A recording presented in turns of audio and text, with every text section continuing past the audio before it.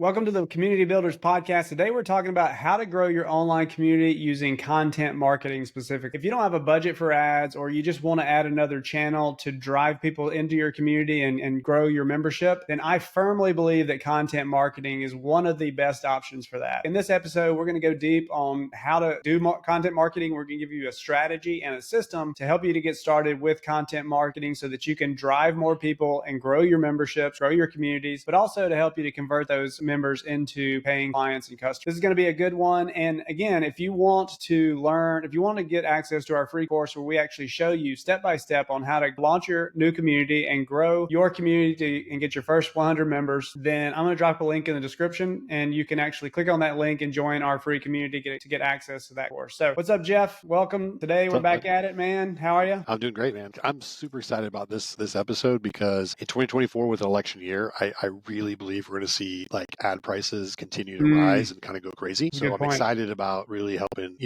viewers really get an idea of some organic stuff that's going to really move the needle for them. So I'm really excited about it, man. I think it's going to be a really fun episode. Yeah. So you mentioned the ad prices going up, which is a great point. Where do you stand on content marketing as far as that versus ads? I mean, ultimately, in a perfect world, you could do a combination of both, right? Right. You can do some organic stuff when it's really working, put some money behind it. This year's a little bit interesting because with the election, you're just going to see the cost of ads going up, and that's scary, especially when people are starting out. So, I would lean towards when you're beginning, spend a lot of time and effort on organic just to see what's working. And then if you're in a position to have a budget, then I would say put some money behind it. But I think organic is the way to go. And when you kind of think about it, there's really kind of, two main options, with kind of that organic method. And I was going to let you say, from your perspective, what are those two hot areas of opportunity, I guess, in organic? Yeah. So, I mean, the real core ones, I mean, you talk about referrals and things of that nature, affiliates, those are organic as well. But if you're kind of breaking it down to the most basic ones, you've got outreach, which is including your social media, your email outreach, your text message outreach, and also phone if you wanted to do that. And that includes both warm outreach to people that know you and then cold outreach to complete strangers, right? And we're not a fan of that at all. So then the other side of it is inbound marketing, which is basically what we're talking about today. That's where you attract your members to you using content marketing. So I'm a huge proponent of using content marketing combined with warm DM outreach with people that are engaging with our content, because it's a much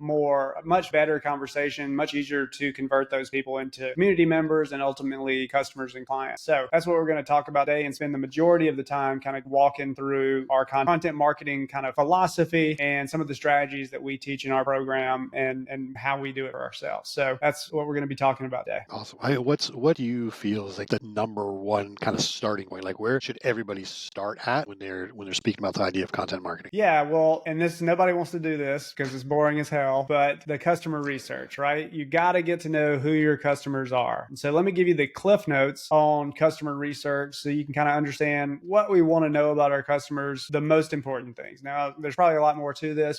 These are the things that I really want to focus on. So I want to know what their current situation is, right? So what's their status quo, their day-to-day situation that they're stuck in, and what's that trigger point that gets them to their breaking point where they need to take action, right? That's the first thing. Then I want to know what's their ultimate goal. Where over here are they trying to achieve, or what problem are they trying to fix? And then I want to know the challenges. So what's keeping them from hitting that goal or fixing that problem? That's great stuff for content marketing, right? What are their pain points and what's that they're experiencing in that current situation? That's another great way to come up with content topics. What have they tried in the past that's failed or they hate doing, and why haven't those things worked? Like, what are the reasons that those things aren't working? And then what are the false beliefs that are keeping them from moving forward and fixing that problem or achieving that goal? What are the internal false beliefs? So what do they believe about themselves that's keeping them from moving forward? What do they believe about the different options or solutions out there that are keeping them from using those solutions or options? And then what are the external false beliefs, things outside of their control that are keeping them from achieving their goals? So those are the core things that we want to know. And then we want to know where are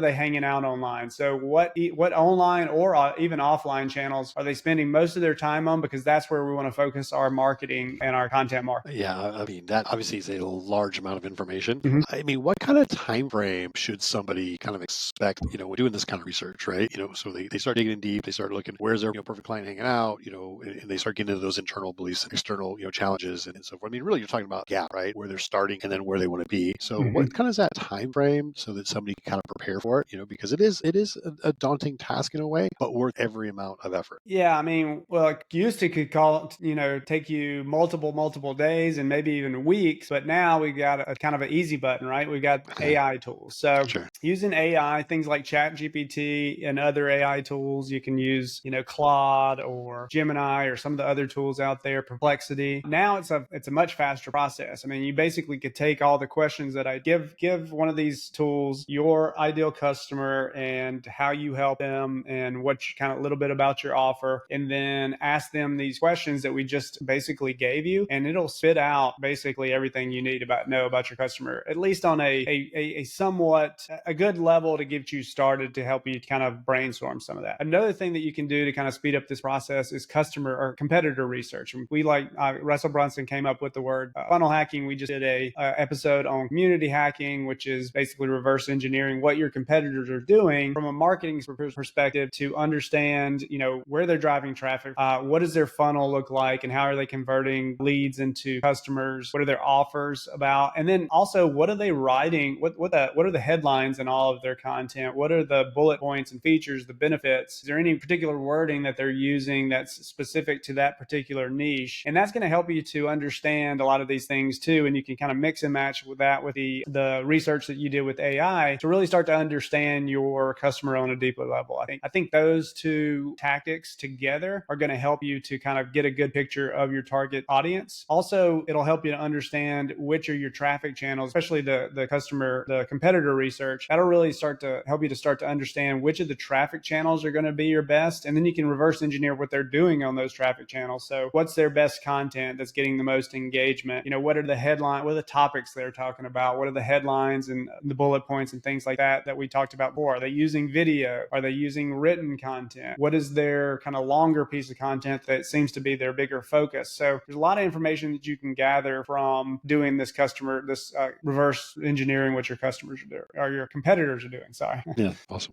Very cool. So step one, go find that perfect client, figure out, the demographics, of course. I mean, you really want to dig deep in the psychographics if you can. So you get this really clear picture, exactly, kind of where they're hanging out, what matters to them, what are they searching, and you do that deep dive, obviously well worth it. What comes next? What's the next thing you focus on? Yeah, so we kind of talked about the core channel that they're going to be focusing on, and then looking at the competitors that are on that channel and how are they using it. So what are the topics that they're kind of talking about and that are trending? What are the different formats that they're using, and are they using video? Because all the different social media channels, while they're very similar, they're also very different. So for instance, TikTok is more of based on like user preferences. So they're going to serve, the algorithm's going to serve up the personalized content based on the user's interests. Whereas things like Facebook and Instagram are really going to serve you up information or video or content based off of who's in your network, right? So the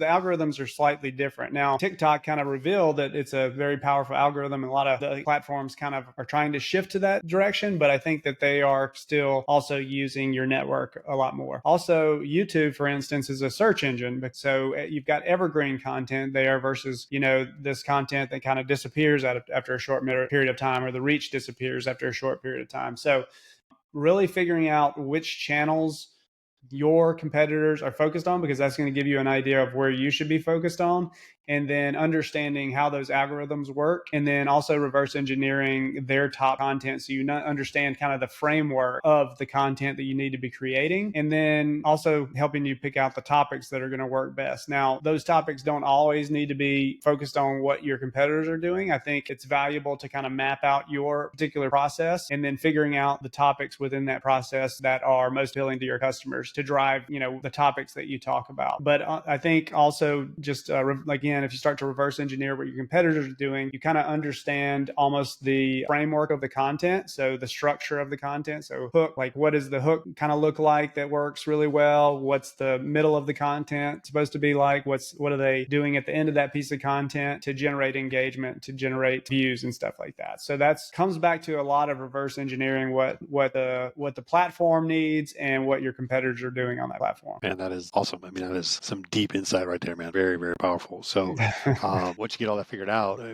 what's kind of your next move? Like, where do you do once you kind of have all that? Like, when seen all your competitors, you've looked at all the different things that they're doing. You have a good idea again of who you're dealing with, where they're hanging out. Like, what's that next step? Yeah, so that'll kind of give us a initial kind of plan of attack on like what channels we're going to be using, and then get into basic idea of the type of content we need to be creating. Next thing that I think we need to focus on is a lead magnet, right? So how are we going to entice people to come join the actual community? So if you've done a good job at the customer research and you understand what your customers' pain points are, and you also kind of understand the hot topics that are kind of hot out there, you can come up with some ideas for lead magnets. Now, if you're just getting started and you want something to kind of entice people into your community, things that work really well are these different little intangible things, tangible resources that help people to accomplish a task faster. Things like checklists, cheat sheets, plug and play templates, AI prompts, Google Docs, Loom videos. Those things work really well as lead magnets right now. And these are also great because they're very easy, quick and easy to create. They drive traffic. People are interested in them. But you can also validate these things easily by throwing up a post and saying, hey, I was thinking about creating this thing. Would you be interested? That's what we do on Facebook a lot. And you only build it or create it if people engage with that. So you can validate these ideas for your different lead magnets before you even build them. And then if you get enough people engaging with them, then you create it really quick. And then you have a conversation with those people, invite them into the community where they can access that. So that's kind of your first lead magnet if you're just getting started and you want something quick. Now, our personal favorite type of lead magnet is a free masterclass training course that goes really in depth, but on only a beginning step of your process. So I'll give you an example for ours. As I mentioned earlier, we have a free course in our community that shows the step-by-step process on how to set up and launch your community and get your first 100 members in the next 10 days. And again, if you want that, you can join our free community to kind of see how that works. But that is what I call a transformational course. So that's going to give them that first transformational win. And it doesn't reveal our whole system, but it gives them really in-depth information around how to launch and grow their community to 100 members. What that's going to do, though, once they have that transformational win, is it's going to open up the door for the next problem that they're going to have. So how are they going to grow that community even more? How are they going to scale it? How are they going to convert their members into customers? So it creates that demand for the next thing. Plus, we're the people that gave them the information to give them that win. And so they're going to trust us more. And it's also going to help them to trust themselves and give them belief in themselves that they can actually accomplish the goal that they're ultimately after, which we're going to help them with our next stage of whatever our process is. So I think that is one of the best free lead magnets to give people because it does a lot of things in one piece of content, essentially. Well, I mean, it's just tremendous value, right? I mean, let's face it. So often, we're seeing, at least on my Facebook feed, you see a lot of these like low ticket, things, or you're seeing these kind of free PDFs. And again, it's not there's anything wrong with those, but that's definitely a lot different than a course that creates a transformation that really gets somebody to move the needle, gets them a lot closer to ultimately like where they want to be. So I think that's huge. The idea of like delivering value by helping them get a nice big win. So that's awesome. So once they kind of do that, using, for example, the idea of a free course, what type of funnel would you recommend it should be kind of used for individuals when they're building, again, this organic content and they're trying to usher people into their freebie or their lead magnet? What kind of funnel would you recommend? The funnel creates itself. The funnel is like super simple at this point. It's get people into your community. They join the community. They become a lead at that point, and then that's how they access the free course, right? And then everything we do is trying to get them engaged in the community and drive them to consume that content, and then also try to book all. If we're selling high ticket, even if you're selling low ticket, you might want to do that first. And so now, once we have the call to action, now we just have to create as much content and produce as much content and distribute as much content on a lot of different places as possible. And then our call to action becomes, hey, we've got this free course that does this, helps you do X, X, and X. And next time,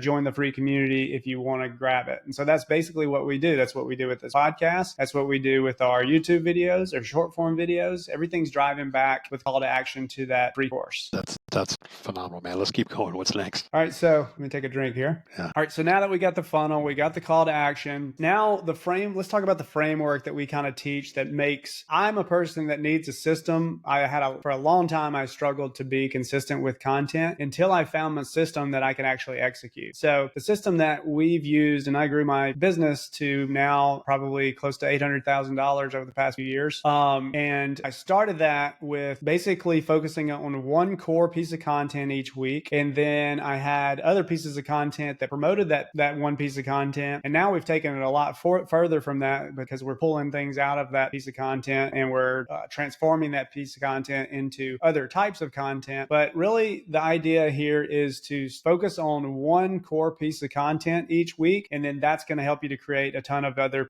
pieces of content, both to promote that piece of content, but also to repurpose that piece of content into a lot of different other types of content. And the core content piece really is determined by what channel that you're focused on, right? So for instance, newsletters seem to work really well on LinkedIn. So a lot of people on LinkedIn that's their primary channel, they're starting their core piece of content is a newsletter, and then they break up that newsletter into smaller pieces of content, and they also use different pieces of content to promote that newsletter. So they're starting with a newsletter. Now that core piece of content could be a podcast. That's kind of what we're doing now. But my favorite way, if you're using Facebook, for instance, and even if you're not using Facebook, this works probably on other channels as well, and this is how I grew my business, the core piece of content that I would focus on every week was a live training. So every Thursday, we would do a live training at like 2 p.m. and I would use all my other content leading up to that Thursday at 2 p.m. live training to promote that content. So we would start with an event post, which I would do every week. Like Monday, I would do a 2-step post, if you're familiar with that strategy, on Tuesdays, and I would do a 2-step post in my Facebook group on Wednesdays, all promoting this live stream. And all that content that I'm creating to promote the live stream is going to generate engagement. Also, the live stream itself generates engagement. And this is exactly how I grew my Skool community without even really trying. Is basically, I would do the live stream in my Facebook group. I would take the recording after, put the replay up in my community, and then I would reach out to all the people that either marked themselves going on the event on Facebook or engaged with any of those pieces of content or the live stream itself. And I would see if they wanted the replay, and then I would send them the link to the replay, which was in the community. So they had to join my community to get the replay. And we would create content and live trainings on topics that we knew that our audience was very interested in. And these posts would generate sometimes 400 or 500 comment, and then we'd drive those people into the community. And that's how we started to grow our community without really even trying. So that process really works really well. So that's still what we teach our community members in our paid program, and then help them implement with our done for you services. Then what we do now is we take that live stream piece of content. So imagine if you're doing a live stream training, you're probably going to teach like maybe 3 steps in a process or something, right? Sound normal, in a training, 3 to 5 steps. So think about this. Each of those individual steps can be a YouTube video. It could be, and then if you took that YouTube video and you just trimmed it down to like the basic highlights of it, that could be a short form video. You could also do a YouTube video on that entire 3-step process. And so now you have so that's 4 videos, that's 4 short form videos. You could also take that live stream training, you could transcribe it, you could have ChatGPT turn it into a podcast, you could turn it into a newsletter, you can turn it into emails. If you're telling stories in that live stream, you can pull out the stories, and that can be a social media post. So you can start to really take this one piece of content and transform it into a bunch of different pieces of content. And like I said before, our live stream process already has built-in content to promote the live stream, and that stuff generates a ton of engagement. Then with the live stream itself, you can also simulcast that using a tool like Restream or StreamYard to YouTube, LinkedIn, Facebook, and I think you can even do Instagram now. So you're starting to put out a lot of content out there. And then we've started to implement a lot of automation with a tool called Airtable that allows us to distribute that content super easily as well. So I think the biggest problem or bottleneck for us is the editing piece, because you're creating a lot of content, getting that edited becomes sort of a bottleneck. So if you don't have an editor, that can cause a slight bottleneck in your process. But yeah, this is helping us to start to really ramp up our content creation and production. And you can imagine, think about all this content that you're creating out there as like a real estate portfolio, right? Now you're creating these little pieces of content. Some of them might not get that much views or attention, but you've got one that hits here for like 10,000 views, which we did for one of our videos. You've got another one that does 3,000 views. The rest of them get like 500, but it's all compounding, especially on YouTube. That's why I love YouTube so much. These are compoundings, like I said, little assets that you have out there on the internet that's all driving driving you traffic because you're putting your CTA at the end of that to join the community. And so now you can imagine over time, the more you do it, the more traffic you're going to drive into that community and the faster your community is going to grow. What I love about it is a number of things. One is I love the idea of singular focus to really get your initial message right. So if it's that live stream, or if it is, a podcast or a newsletter, and that being able to, reach, different platforms, and because people learn in a different way. Some people want video, some people want audio, right?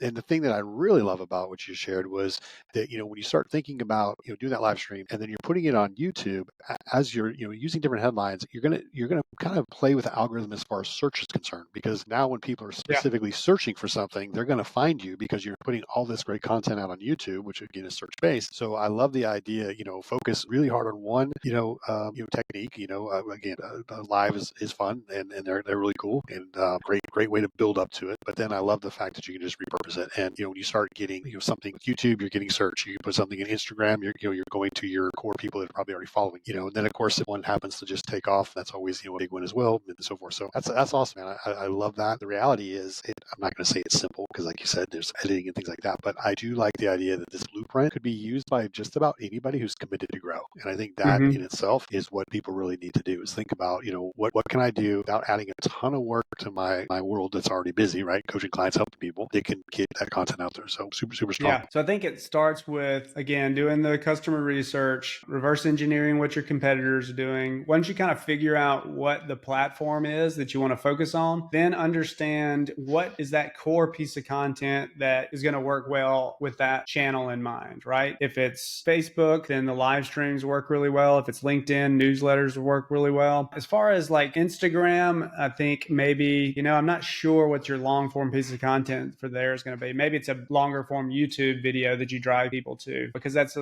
short form video works really well for that. So I think a combination of like YouTube and Instagram, or YouTube and TikTok, would work really well. But figure out what that core piece of content is, create that first, because what you'll find, and this is what happens once you start doing this, what you'll find is once you create that core piece of content, you've got a long, good piece of content, you can kind of read through that and you can start to pick out, okay, well, this would be a great YouTube video and a short form video. And usually if you can create a YouTube video, you can turn that into a short form video by just making it a little bit more concise, right? So I just go through there, hey, great YouTube video, great. And I'll pick out 3 to 5 videos that I can put in my little idea box. And then when I'm ready to write the script for that, basically already written for me, right? I just got to put it into a format that works for that particular channel, or a script, and we have templates for that. So then now I've got YouTube videos and I've got ideas for short form video. Again, if I was telling stories in those live streams, I could pull those stories out. So now what you kind of start to publish this content on social media, on the channels that you're focused on, you're going to start to see what's working, right? You're going to see by what views are, what's getting views, what's driving membership, and then you just double down on that stuff, right? And that's just how it kind of turns out. Like, you start putting stuff out there, see what works, and then double down on the things that work. And then that is how you scale. You just do more of that, right? Yeah. And then maybe once you've got that channel down, you can move over to another one, because now it's easier to create content for the one that you're focused on, and you can expand to other channels and drive more traffic. Yeah, no, I love that. And here's what happens, right? You can do all this research, you can do all the work, and then maybe all of a sudden you find out that your clients actually want to be on an Instagram, or they want to be more on YouTube. So it does give you some initial direction, but the bottom line is you have to start somewhere. And I think that's what I think is powerful, is like, starting with that one, piece of content, breaking it up and so forth. So, man, this is one of those episodes where you get excited about, because like these are some very specific things that you can do right away that can have an impact. So, do like a quick kind of summary from the main points here, just so we kind of recap it a bit, from everything you shared. I know that kind of all this great stuff. I kind of did that just a second ago, but to build the foundation, so do the research, do competitor research, figure out what your core channel is and what long form piece of content works there. Also,